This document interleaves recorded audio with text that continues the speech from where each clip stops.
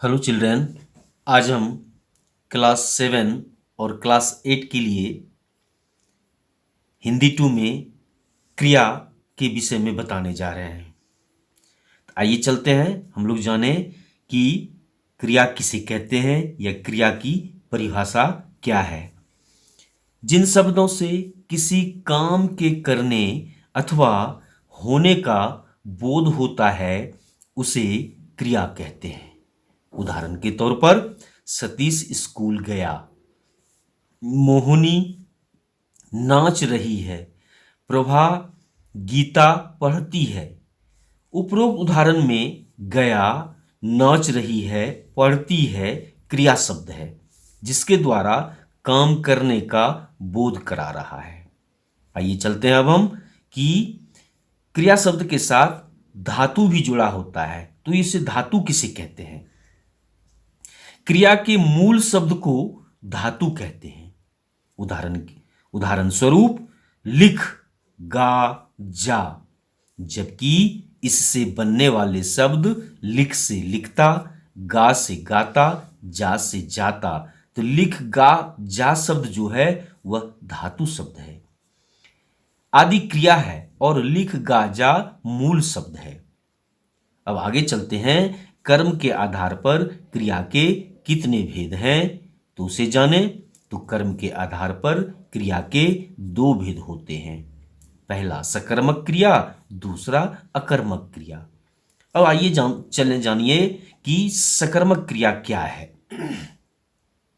या सकर्मक क्रिया की परिभाषा के बारे में। जिन क्रिया शब्दों के व्यापार का फल सीधा कर्म पर पड़ता है, यानी क्रिया का फल किस पर पड़ता है तो सीधा कर्म पर पड़ता है, उन्हें सकर्मक क्रिया कहते हैं। उदाहरण के तौर पर मोहन विद्यालय जाता है, सीता पुस्तक पढ़ती है। दिए गए उदाहरण में जाता है और पढ़ती है सकर्मक क्रिया है, क्योंकि जाने का फल विद्यालय पर, पढ़ने का फल पुस्तक पर पड़ता है। अतः जाता और पढ़ती सकर्मक क्रिया है। आइए दूसरा अकर्मक क्रिया की परिभाषा के बारे में जाने। जिन क्रिया शब्दों के व्यापार का फल सीधा कर्ता पर पड़ता है उन्हें अकर्मक क्रिया कहते हैं। यहां पर क्रिया का फल किस पे पड़ता है तो कर्ता पर पड़ता है।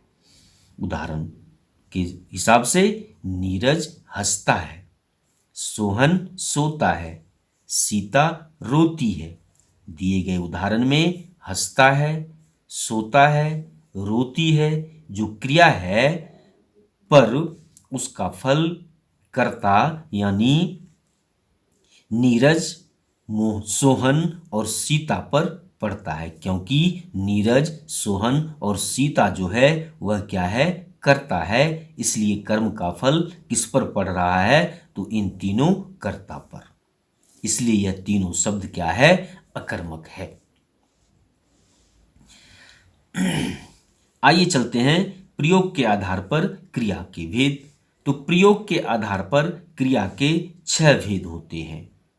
पहला सामान्य क्रिया, दूसरा संयुक्त क्रिया, तीसरा नाम धातु क्रिया, चौथा द्विकर्मक क्रिया, पांचवा प्रेरणार्थक क्रिया और छठा पूर्वकालिक क्रिया। आइए अब हम लोग सामान्य क्रिया की परिभाषा के बारे में जाने।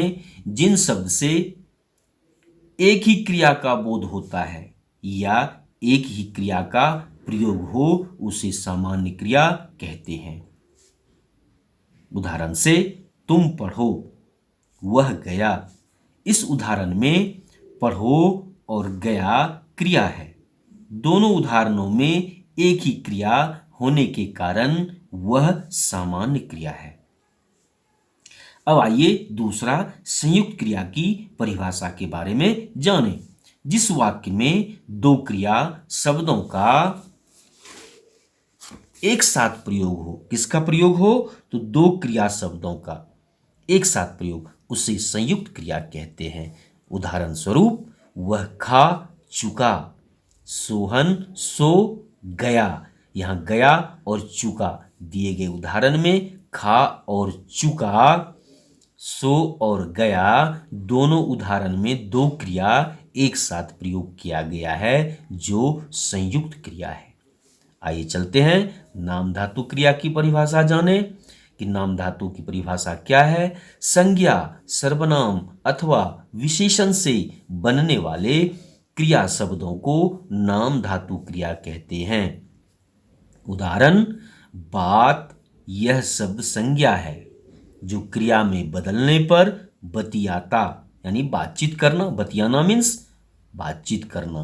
राम बहुत बतियाता है वाक्य में परिवर्तित हो गया। अपना, अपना जो है यह शब्द सर्वनाम है जो क्रिया में बदलने पर अपनाना हो जाता है। अब इससे वाक्य बन गया, राम ने एक अनाथ बच्चे को अपनाया। शर्म, यह शब्द विशेषण है जबकि क्रिया में बदलने पर शर्माना हो जाता है। सीता, इससे वाक्य बन गया, सीता मुझसे शर्माती है। आइए अब आगे द्विकर्मक क्रिया की परिभाषा के बारे में जानें।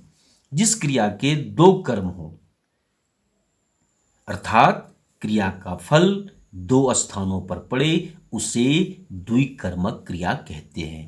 क्रिया के दो कर्म यानी उसके कर्म का फल कहां पड़ रहा है तो दो स्थानों पर पड़ रहा है। उदाहरण के तौर पर शिक्षक छात्रों को हिंदी पढ़ाते हैं। राजा याचकों को वस्त्र देता है।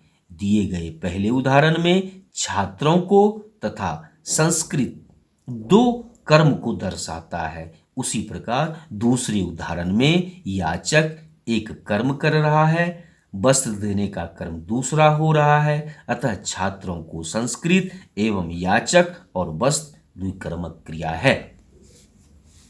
आइए अब प्रेरणार्थक क्रिया की परिभाषा जानें। जिस क्रिया से यह पता चले कि कर्ता स्वयं कार्य न करके किसी अन्य को किसी कार्य को करने की प्रेरणा देता है। यहां जो है कर्ता खुद कार्य नहीं करता है, किसी को करने के लिए प्रेरणा देता है या करने का परमिशन देता है, उसे प्रेरणार्थक क्रिया कहते हैं। उदाहरण, मोहन दर्जी से कपड़े सिलवाता है, सोहन धोबी से कपड़े धुलवाता है। इस दोनों उदाहरण में मोहन और सोहन खुद कार्य न करके सिलवाने का काम दर्जी से, धुलवाने का काम धोबी से करवाता है, जो प्रेरणार्थक क्रिया है। पूर्वकालिक क्रिया की परिभाषा आइए अब जानें। किसी क्रिया से पहले यदि कोई दूसरी क्रिया प्रयुक्त हो यानी कोई क्रिया होने से पहले अगर कोई दूसरी क्रिया प्रयुक्त होती है, शुरू हो जाती है, तो उसे पूर्वकालिक क्रिया कहते हैं। उदाहरण स्वरूप, मैं अभी नहाकर आया हूं। यहां पर नहाकर और आया हूं, आना एक क्रिया है, नहाना दूसरा क्रिया है। वह खाना खाकर स्कूल जाएगा। इस उदाहरण में आया हूं क्रिया से पहले नहाकर क्रिया का प्रयोग है, ठीक उसी प्रकार जाएगा क्रिया से पहले खाकर क्रिया का प्रयोग किया गया है, इसलिए नहाकर खाकर पूर्वकालिक क्रिया है। आइए अब चलते हैं। कर्म के आधार और प्रयोग के आधार के अलावा दो क्रिया और है जो निम्नलिखित है, अपूर्ण क्रिया तथा तात्कालिक क्रिया। आइए अब हम लोग अपूर्ण क्रिया की परिभाषा के बारे में जानें। कर्ता के रहते हुए जो अकर्मक क्रिया और कर्ता तथा कर्म के रहते हुए जो सकर्मक क्रिया जो अपना पूरा अर्थ प्रकट न कर सके वह अपूर्ण क्रिया कहलाती है। यानी कर्ता तो रहते हैं लेकिन वह क्या होती है, क्रिया अकर्मक होती है। उसी प्रकार कर्ता और कर्म भी रहते हैं लेकिन सकर्मक क्रिया रहती है, तो वह क्या है, अपना पूरा अर्थ प्रकट करने में असमर्थ हो जाता है, तो वही क्रिया अपूर्ण क्रिया कहलाती है। उदाहरण के तौर पर हिमालय भारत का कहलाता है। यह वाक्य यह उदाहरण जो है अपूर्ण है। आज रामनाथ बनेगा, यह भी उदाहरण अपूर्ण है क्योंकि इस उदाहरण में अकर्मक क्रिया है जिसमें कर्म की आवश्यकता नहीं है। कर्ता दोनों उदाहरणों में है, फिर भी वाक्य को पूरा अर्थ प्रकट करने के लिए किसी अन्य शब्द की आवश्यकता लगती है, इसलिए यह अपूर्ण क्रिया है। अब इसे पूर्ण करने के लिए नोट के तौर पर समझ लीजिए, हिमालय भारत का मुकुट है। अगर इस वाक्य में हम मुकुट शब्द जोड़ देते हैं तो यह क्रिया पूर्ण हो जाती है। हिमालय भारत का मुकुट है। आज रामनाथ सभापति बनेगा। अगर इस वाक्य में हम यह जोड़ देते हैं सभापति, तो यह पूर्ण वाक्य बन जाता है, आज रामनाथ सभापति बनेगा। इन दोनों उदाहरण में मुकुट और सभापति शब्द वाक्य को पूर्ण करती है। चलिए आगे चलते हैं तात्कालिक क्रिया की परिभाषा की ओर।